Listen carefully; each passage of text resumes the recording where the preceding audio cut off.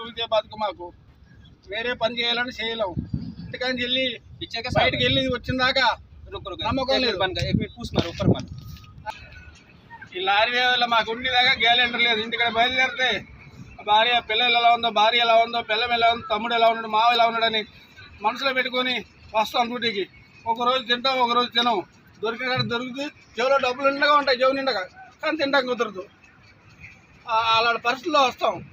వచ్చి నిద్రించుకుంటా నిద్రించుకుంటా తినుకుంటా వస్తాం. ఇక్కడికి వచ్చి 8 రోజులు అయింది. 8 రోజులే ఆగిపోయాం. ఇక్కడ మొత్తం పండ్లు రాళ్ళు చుట్టూ అన్నీ, కానీ ఇక్కడి నుంచి వెళ్దామంటే అవకాశం లేదు. లారీ లోడ్ అవ్వాలి, మేము వెళ్ళాలి. అలా కాదని పోతే అటు వాండ్ర ఊరు లారీ అప్ చెప్పిన వాండ్ర ఊరు కూడా ఈ ఎక్కడి నుంచైనా ఈ డ్రైవర్లు కానీ సేఫ్టీ లేదు. డ్రైవర్లకు ఏదైనా సేఫ్టీ అనేది రావాలి, తేవాలి. మన డ్రైవర్ సంఘం మొత్తం ఏడున్నా కానీ నిన్న రాత్రి తాల్చేరు మైనింగ్ లో మనం వచ్చాం. ఇక్కడ వారం ఒక డ్రైవరు తిని ఆదమర్శగా పడుకుంటే ఫోను డబ్బులు పోయి బండ్లో పడుకుంటే మొత్తం పోయింది, మొత్తం పోయినాయి. ఆ డ్రైవర్కి పాపం ఏడుపు కాదు, వాళ్ళ అమ్మాయికి ఫీజు కట్టాలంట. ఇక్కడ డబ్బులు పోయి అని చెప్పి గోవాలు ఏడుతుంటే చూడండి అనిపించింది. అలాగే ఎక్కడ పడుకున్నా సేఫ్టీ లేదు. ఏ రకంగా ఏ సందులో చూసినా ఏ రోడ్డు మీద చూసినా లేదు. లారీలు కొడుతున్నారు, డ్రైవర్లు కొడుతున్నారు, డబ్బులు దొబ్బుతున్నారు, లారీలు కూడా పట్టుకుపోతున్నారు. అదేదో ఊర్లో మొన్న జరిగిందంట, మనిషిని డ్రైవర్ పీక్ కోసారంట, లారీ మొత్తం పట్టుకుపోయారంట.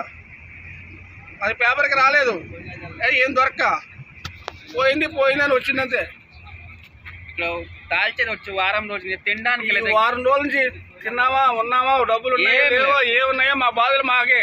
మన గ్యాస్ సిలిండర్లు కూడా గ్యాస్ డ్రైవర్ పరిస్థితి అంత ఘోరంగా అయిపోయింది. లాస్ట్లో బుగ్గు కాల్చుకున్నా వంట చేసుకుని తింటాం. ఏం చేస్తాం కూడా అర్థం కావట్లేదు. నీళ్ళు లారీ డ్రైవర్కి ఇక్కడేనే కాదు, ఇక్కడ మొత్తం అంతే ఉంది పరిస్థితి. నీళ్ళు తాగాలంటే 80 రూపాయలు 70 జీవనాధారం ఇదే. మాకు జీవనాధారం ఇదే. ఇంక ఏం చేస్తాం? ఇంక వేరే పని చేయాలంటే చేయలేము, ఏం చేయాలంటే చేయలేం. తోలుకుంటా ఉన్నాం. ఎప్పుడు ఏం జరుగుద్దో, ఏ టైంలో ఎలా జరుగుద్దో ఏమవుద్దో ఏమి చెప్పలేము. తాల్చేరుకి వచ్చారు మాత్రం డ్రైవర్లు అందరూ జాగ్రత్తగా ఉండాలి. వర్షాలో ఉన్నాం, పోతాయి. వర్షా డిస్టిక్ లో అంగోలీలో మైన్స్ లో ఉన్నాం, తాల్చేరు మైన్స్ లో ఉన్నాం. ఇది అందరూ పట్టించుకుని డ్రైవర్లు అందరూ ఎలాంటిగా జాగ్రత్తగా ఉండాలి. ఎక్కడ నిద్రించినప్పుడు జాగ్రత్తగా ఉండాలి. బాగా నిద్రస్తే పక్క పెట్టి పడుకోండి, 3 గంటలు పడుకోండి. ఓనర్ ఏమన్నాడు ఏమంటే వెనకండి నిద్ర వచ్చి మాత్రం రైట్స్ ఒక రోజు పోతుంది. మనం సేఫ్టీగా ఉంటే మన పిల్లలు అందరిని చూసుకోవాలి. మనమే పోతే వాళ్ళ పరిస్థితి ఏంటి? పోతే ఒక రోజు పోయినా ముఖ్యంగా ఈ ఎండాకాలం జాగ్రత్తగా ఉండాలి. ఈ బాగా ఎండలు బాగా పోతున్నాయి. అలాగే నిమ్మకాయ నీళ్ళు, మజ్జిగ అలాంటివి తాగుతూ ఉండండి. జాగ్రత్తగా ఉండండి డ్రైవర్లు. ఎండాకాలం బాగా ఎక్కడ పడితే అక్కడ పడుకోకండి. తెలియని వాళ్ళని ఎవరిని లారీ ఎక్కించుకోవద్దు. చాలా జాగ్రత్తగా ఉండాలి. ఏది పడితే తినద్దు. బండ్లో ఏదైనా వండుకుని తినండి. ఏది పడితే తింటే టీలో మత్తు పెడుతున్నారు, టిఫిన్లో మత్తు పెడుతున్నారు, రొట్టెలో కూడా పెడుతున్నారు. ఆఖరికి చాలా జాగ్రత్తగా ఉండాలి. ముఖ్యంగా మన లారీ డ్రైవర్లకి చెప్తున్నాను నేను. ముఖ్యంగా మన లారీ డ్రైవర్లకి చెప్తున్నాను. ఎక్కడైనా చాలా జాగ్రత్తగా ఉండాలి. ఎక్కడైనా సిటీలో కానీ ఏడాది కానీ చాలా జాగ్రత్తగా ఉంటేనే మీరు హెల్తీగా ఉంటేనే జాగ్రత్తగా పోయి ఇంటికి రాగలరు. పిల్లల్ని భారీ పిల్లల్ని చూడగలరు మీరు. మళ్ళీ అసిద్ధంగా ఉండి నిన్న ఒక డ్రైవర్ వచ్చాడు. వచ్చి ఇక్కడ తాల్చేరులో ఉన్నాడు. వచ్చి పొద్దున్న సాయంకాలం దాకా తాగాడని క్లీనర్ కొట్టాడంట. క్లీనరు ఎందుకని అటు జరిగితే మా ఇంటికాడ ఏదో మా ఆవిడ తిట్టిందని అన్నాడు. అవన్నీ కాదు, మనం మనశ్శాంతిగా ఉండి మనం హెల్తీగా ఉంటే ఏం జరగవు. అలాగే ప్రతి డ్రైవర్ కలిసి ఉండండి. ప్రతి డ్రైవర్ మీద హెల్ప్ చేయండి. అది డ్రైవర్ పద్ధతి. పక్కన దారిలో ఒక బండి ఆగిందనుకో, ఏమైందన్న మంచిలు ఉన్నాయా, అది ఏమైంది, రిపేరా ఏంటి అని అడగాలి మనం. డ్రైవర్ వాయిస్ మన బండి ఏపీ బండి అన్నాడికి ఆ బండికే మన ఏ బండి మనకెందుకని వెళ్ళిపోతే మన రేపొద్దున ఎవడ పట్టించుకోడు. చాలా జాగ్రత్తగా ఉండాలి. వీడియో గట్టిగా షేర్ చేయండి. ప్రతి డ్రైవర్ దగ్గరికి వెళ్ళాలా. మాత్రం నా చిన్న మాట ఒకటి, తాల్చేరు వచ్చిన మాత్రం ఫోన్లు పర్సులో తినే సామాన్లు అన్నీ తీసుకురండి. ఫోన్లు పర్సు మాత్రం జాగ్రత్తగా ఉంచండి. లేకపోతే ఫోన్లు పర్సు పోతే మీరు ఎంత బాధపడతాయి. ఎండాకాలంలో డ్యూటీ చేసి సంపాదించడం చాలా కష్టం. మన భార్య పిల్లలు, మన భార్య, మన పిల్లలు, మనవాళ్ళు మనం సంతోషంగా ఎప్పటికీ ఉండాలంటే మనం ఎలాంటిగా ఉండాలి. ఉండగానే ఏదో నిద్ర లేకుండా చేసి ఏదో మనం ఆలోచన లేకుండా ఉన్నాం అనుకో, ఖరాబ్ అయిపోయినట్టే మనం.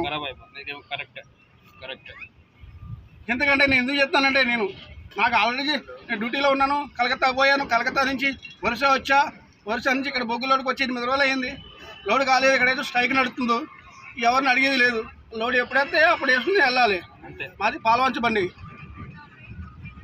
అలాగే ఈ డ్రైవర్ సంఘం ఎక్కడున్నా, ఏ లోకల్లో ఎక్కడున్నా, ఏ లైన్ మీద జాగ్రత్తగా ఉండాలి. పక్క డ్రైవర్ని ఏంటని ఏమైందని అడగాలి. మంచి చెడు జాగ్రత్త, ఎవరిని నమ్మొద్దు. ఎవరికి నమ్మవద్దు. ఇప్పుడు ఒరిస్సాలో డ్రైవర్ సంఘ జరుగుతుందే, ప్రతి స్టేట్లో అలాగే చేసుకోవాలి. అలాగే ఒక డ్రైవర్ని, ఈ వర్షాలు ఒక డ్రైవర్ని, ఒక గుమస్తా, బొగ్గు గుమస్తా ఒక డ్రైవర్ని కొట్టాడండి. గుమస్తా కొడితే దీని మొత్తం ఈ వారం రోజులు స్ట్రైక్, ఇదే స్ట్రైక్ వారం రోజులు నడుతుంది. స్ట్రైక్ అంటే వేరే స్ట్రైక్ ఏం కాదు, జీతాలు పెంచాలని, లోడింగ్ పెంచాలని కాదు. కేవలం ఒక డ్రైవర్ని, ఒక గుమస్తా కొట్టాడని ఇప్పుడు వారం రోజులు స్ట్రైక్ చేస్తున్నారు డ్రైవర్లు.